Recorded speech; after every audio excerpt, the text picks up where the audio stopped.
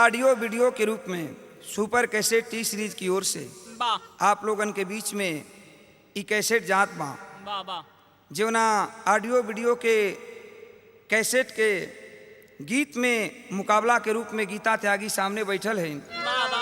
रउआ सब वीडियो में देखब, ऑडियो से सुनब। ई रामायण का एक गीत प्रस्तुत बा। साथ साथ हई 3-4 गो झरेलिया बाड़ी सन। देखे के मिली ई चोखा चटनी पर ई अचार दिहल बाटे रउआ सबके। बड़ा बड़ा कुल लीला हो गई जमाना में जैसन रउआ सबके मानसिकता बनत बा। लेकिन ई रामायण के एगो प्रसंग बा, गौर करिहन। ई रामायण के एक नई चीज बा, नया खोज बा। का खोज बा? कि कानन में गूंजे कोयलिया की बोली, मधुकर परागी कली पर रिझाए, वसुधा बिहसती बसंत के बहार बिचे, भास्कर की किरणें सुमन को खिलाए, खगमृग चंचल नदी बहती कलकल, अपनों की मर्यादा मुनिवर बताए, अंबर से बरसे सुधा रस की वर्षा, रघुवंश भूषण विपिन में जब आए।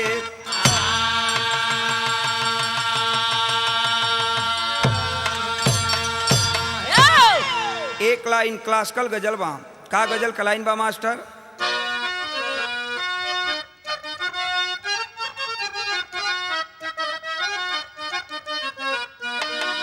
उहे गजल का लाइन बा कि तमन्ना है कि मैं अजमेर के, तमन्ना है कि मैं अजमेर के मैं ले में जाऊंगा।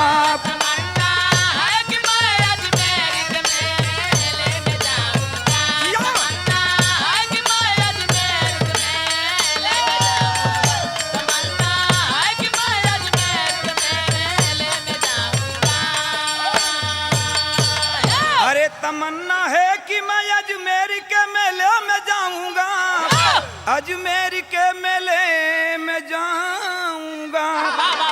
और क्या कि मेरे ख्वाजा पिया को जाके सब दुखड़ा सुनाऊंगा।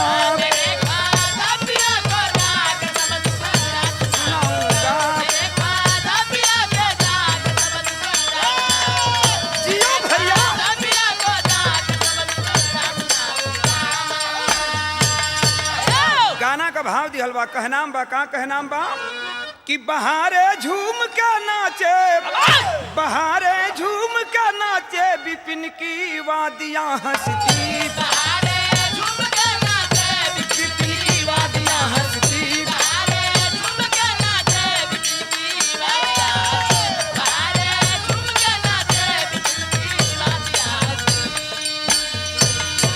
अरे बहारे झूम के नाचे, विपिन की वादियां हंसती, विपिन की वादियां हंसती। और कहना है कवि का क्या?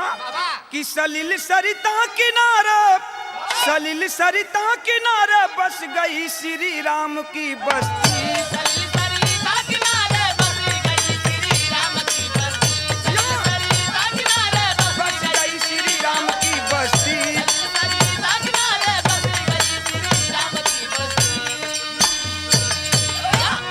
से विरहा के शुरुआत बा, कहानी शुरुआत भइल। कहानी कहाँ से लिहल बा?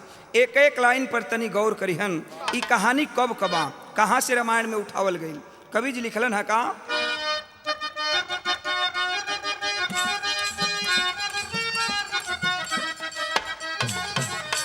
कहनाम बा, राज सुख छोड़ राम विपिन में जब आए हैं, पिता की बात को हृदय से लगाए हैं,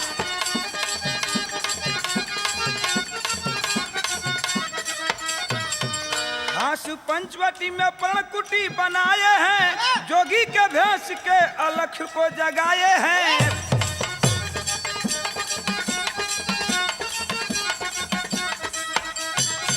रावण की बहन सुपरेखा मन विचार किया, देख के मोहित भैली प्यार का इजहार किया।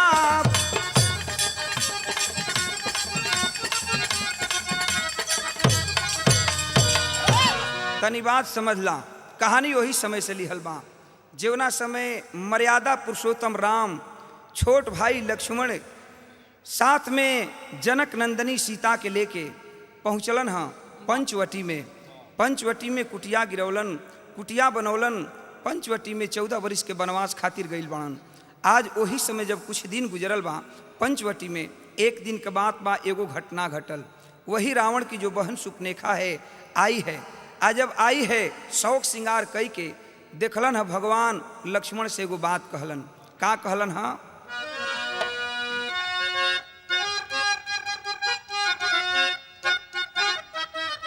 वाह वाह वाह वाह,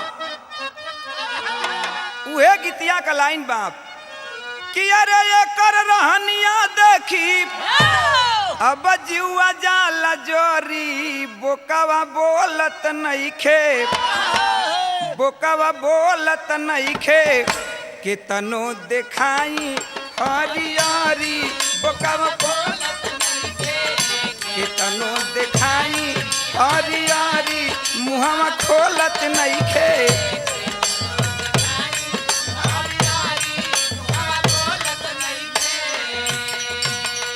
लक्ष्मण जी से भगवान कहत हूँ, का कहलन कि सुनो सुनो भाई कैसन, अरे सुनो सुनो भाई कैसन, तनी हेने सुना हो श्वेता, हेने आवा। लक्ष्मण जी से राम जी कहत हन, का कहलन हा कि सुनो सुनो भाई तनी, अरे सुनो सुनो भाई कैसन, आवत बे लुगाई दुल्हनिया बनके, दुल्हनिया बनके, और सुनो सुनो भाई कैसन, आवत बे लुगाई दुल्हनिया बनके, हई दुल्हनिया बनके, काटतिया मूसू की जवनिया दुल्हनिया बनके, की जवनिया दुल्हनिया बनके।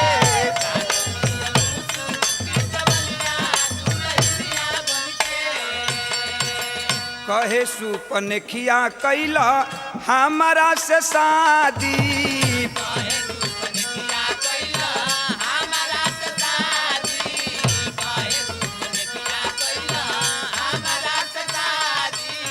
राम समुझावे नाही, राम समुझावे नाही, करब बर्बादी,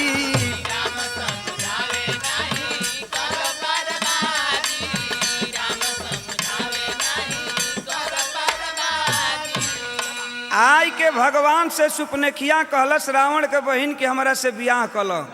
भगवान इशारा करत हन कि देखो हम शादीशुदा बानी, हऊ हमार मेहरारू है, और हमार मेहरारू है बैठल बाड़ी, तो एगो काम कर तू। कौन काम कर?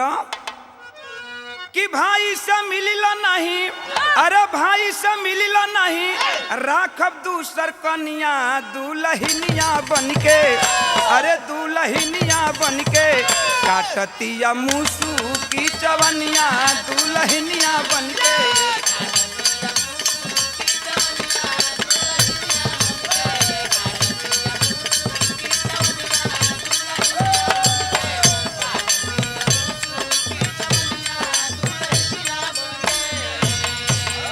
कहलन कि हम तो शादीशुदा बानी, हऊ जवन धनुष बाण ले ले बनन, उहे बियाह उनकर नइखे भइल, तो जाके उन्हीं से तू कह, ऊ तोरा से बियाह कर लिहन। लक्ष्मण के लगे गईल बे सुपनेखिया। आज जब सुपनेखा गईली लक्ष्मण के लगे, ओ समय के बात मिलल बा, एगो तरज बा। का गीत का लाइन बा मास्टर?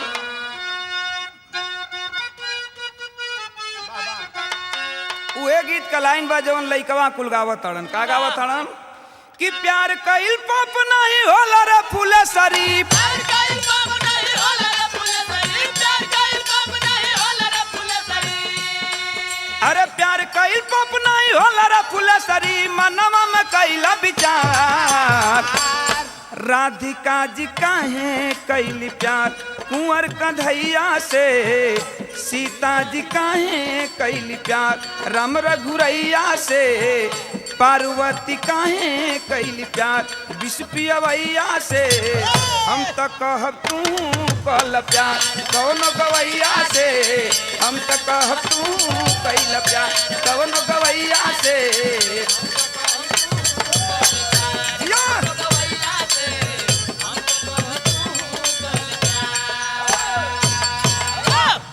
सब त धुन तरजबा वाह। हई तनी गाना के लाइन पर गौर करिहा भैया की आखिर में गाना में कवि जी लिखलन ह का लिखलन इहे कवि जी लिखलन ह का लिखलन कि शादी खातिर तना दाधाइल बाड़ी गोरा की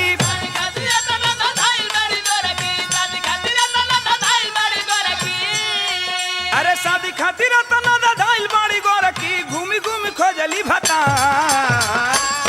कैसन माई बाप बा तोहार ना समझावेलन कैसन होला रीति या रिवाज ना बतावेलन हम तो कहीं दूसर देख द्वार लखन बैलावेलन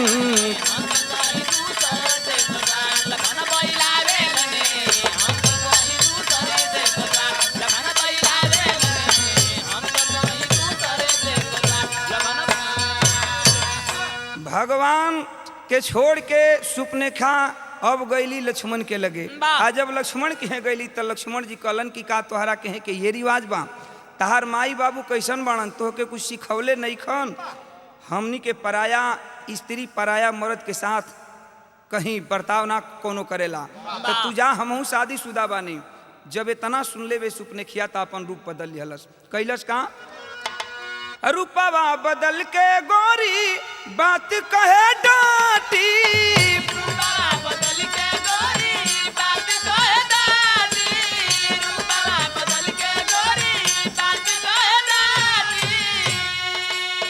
क्रोधवा में लखन नाक कान दिहल काटी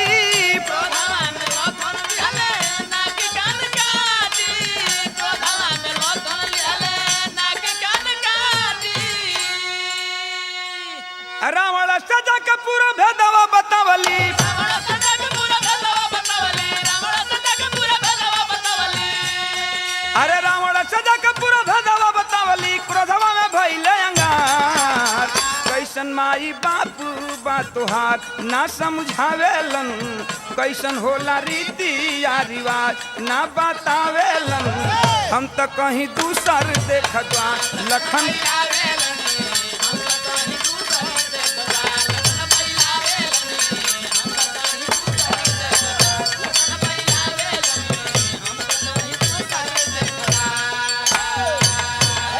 आखिर में लक्ष्मण जी पर क्रोध से लाल भइल वे सुपनेखा और रूप बदल के राक्षसिन के रूप देख के बना के जब देखौले वे अंत में गुस्सा में आके लक्ष्मण ओ सुपनेखिया के नाक कान काट लिहलन रोवत गईल बे रावण से पूरी बात बतौले बे आ रावण जब ई बात के सुनले बा कि हमारा बहिन के नाक कान काट ले बा दूगो बनवासी आइल बाड़न सन उ बहिन के नाक कान काट दिहल सन इज्जत हमार चल गई तब रावण कैलस का बाबूजी आ यहाँ वो एक लाइन तरज बा का गीत का लाइन बा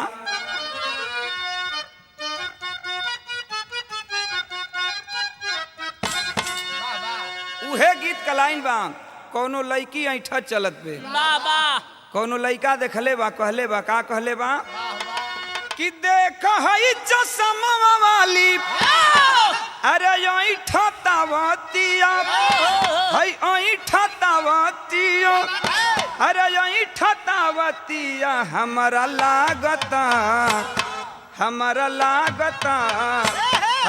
लागता किशोर हो आना ओही में के बिया किशोर हो आना ओही में के बिया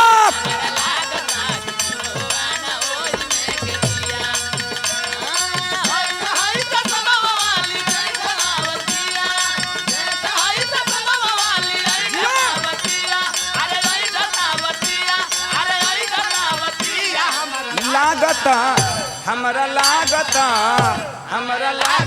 किशोर हो आना ओही में के बिया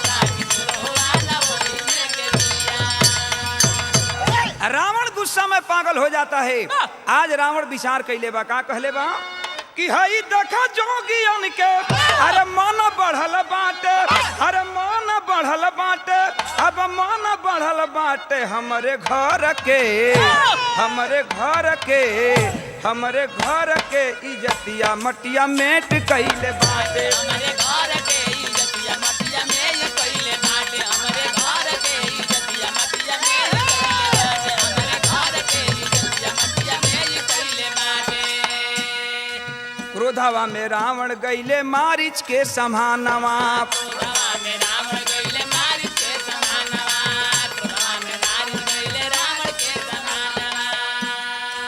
हिरणा बनी के चल, हिरणा बनी के चल, हरबे उनका जनानवा।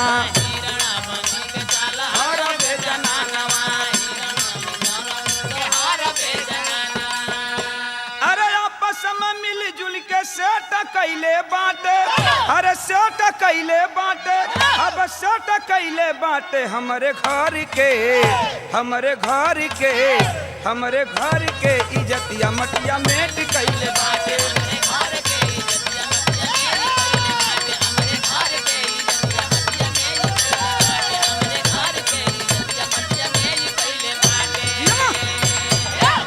ए बाबू, आखिर रावण क्रोध से लाल चल दिया है।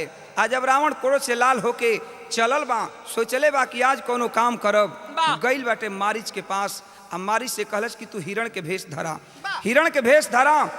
हिरण के भेष ध के जब जइबा, भगवान जौन राम बाटन उ दूगो जौन बनवासी आइल बाटन तोहरा के मारे खातिर अइहन, उनकर मेहरारू के हम हरण कैले। अंजाम इहे निकलल बा। भइल का? अरे विपिन में धोखा खैली जानकी, ए भैया विपिन में धोखा खैली जानकी, श्रोणित स्वर्ण मृग के ममता में भूलैली।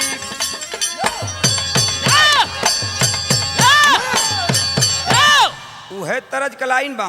आखिर में भगवान ओ मारिच के मारे खातिर चल दिहलन। जब हिरण के रूप में देखलन ह, उ समझलन कि ये सोना का हिरण बा। सीता जी भी जिद कह दिहली कि नहीं जाके मार के ले आवा। तो हम कहिला कि 3 गो हट बड़ा खराब होला, राज हट, बाल हट, तिरिया हट। मेहरारू के जिद कैले पर, सीता जी के जिद कैले पर हिरण के मारे बदे चलन हम। आ जब मारे खातिर चलन, उस समय के बात मिलल का?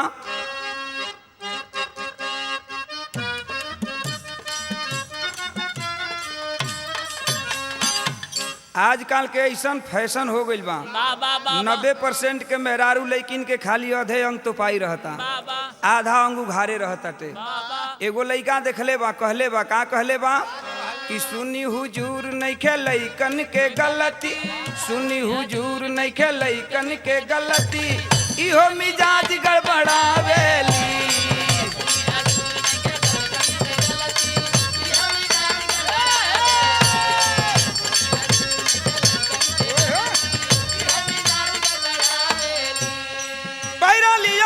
की लौकाला सब कुछ,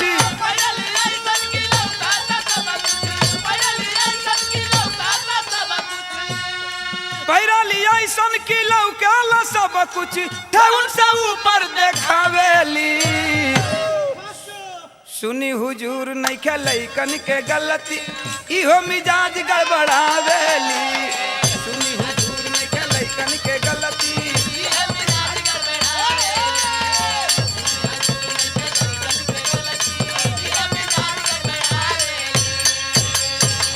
आई देखा गाना के भाव दिहल गइल का कि सोने के मिर्गा के मार के लिया दा। सीता जी भगवान से कहत बड़ी, सोने के मिर्गा के मार के लिया दा, मनवा में ललसा समाइल बा।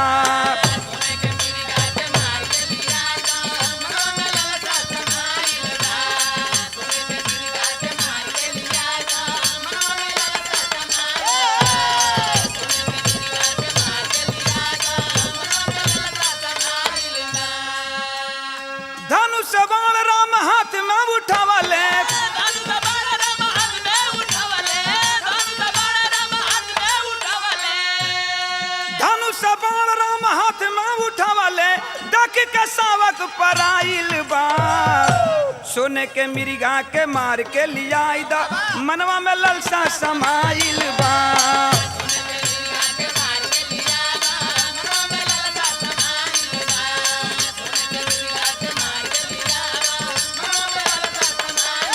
जियो भैया जियो।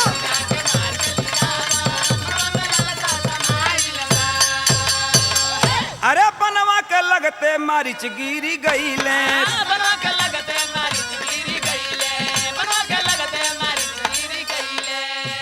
राम राम शब्द उच्चारण जब कैले,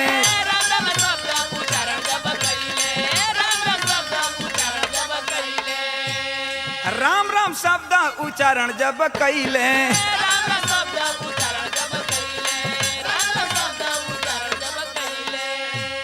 सुन के आवाज राम झट चली आइले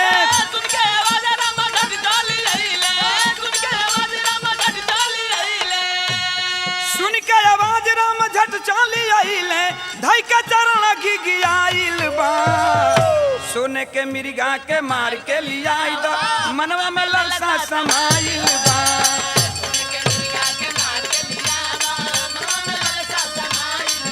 ओए होए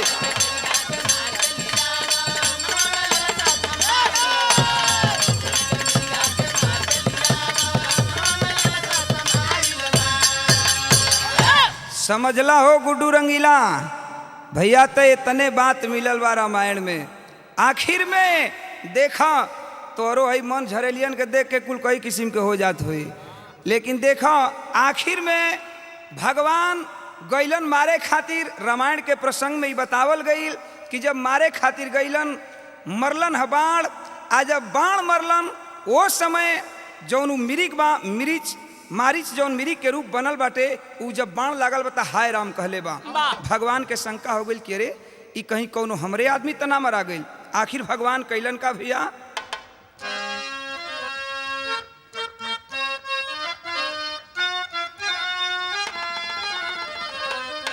जब भगवान मारिच के यहाँ गईल बड़न तो रोता मारिच आ रो के कहले बा का कहले बा कि गलती मुकवनो नहीं के हाथ हे नाथ, गलती मुकवनो नहीं के हाथ हे नाथ, गरवा लगाइला गलती मुकवनो नहीं के हाथ हे नाथ, गरवा लगाइला गलती मुकवनो नहीं के हाथ हे नाथ, गरवा लगाइला गलती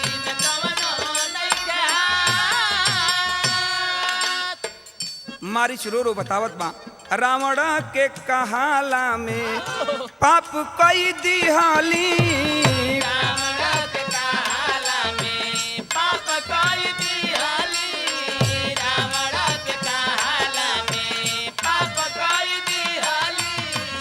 रावण ए मारिच हाथ जोड़ के रावण के भाई भगवान से कहलस कि रावण के कहला में प्रभु गलती तक कर दिहली, लेकिन रउआ हमरा ऊपर कितना बड़ एहसान कैली कि रावण के कहाला में पाप कई दिहाली, चरण थमा के हमके रउआ इतना एहसान कैली कि चरण थमा के हमके अमरा बनावाली, चरण थमा के हमके अमरा बनावाली, चरण थमा के हमके अमरा बनावाली। राउर पैर हमारा शरीर पर पड़ गई हम अमर हो गई, लेकिन एगो हमारी इच्छा बाटे रहती हरदम साथ हे नाथ, गरवा लगाइला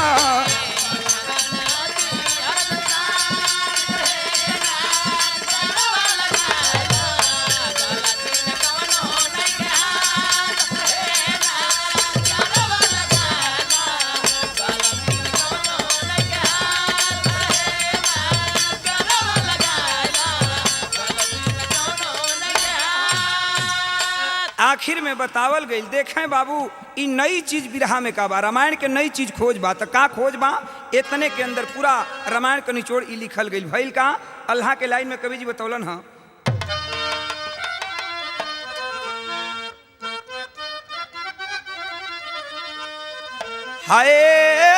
हाय कि धनवा के पाके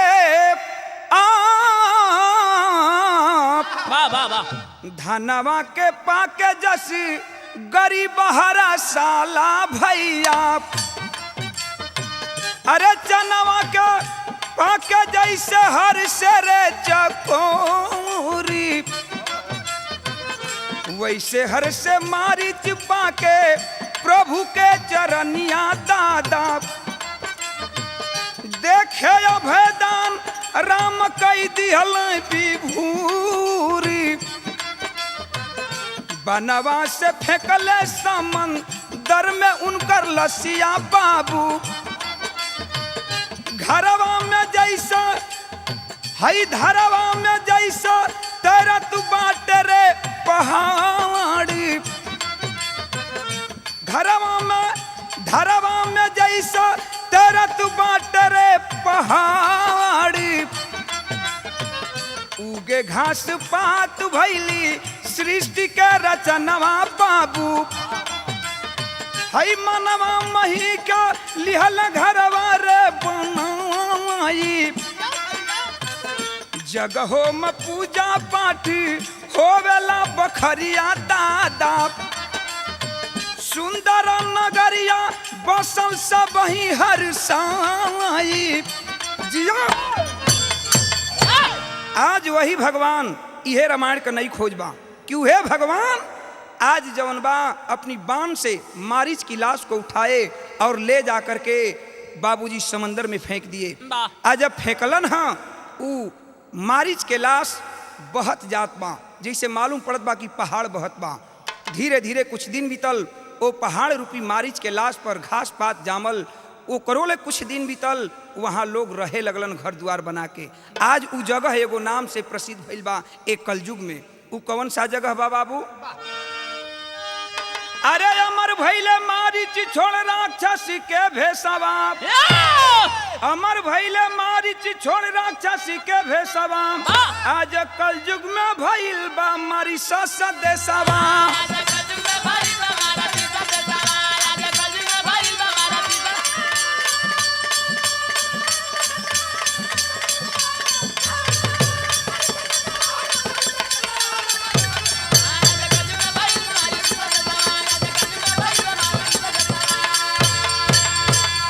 जय जखाड़।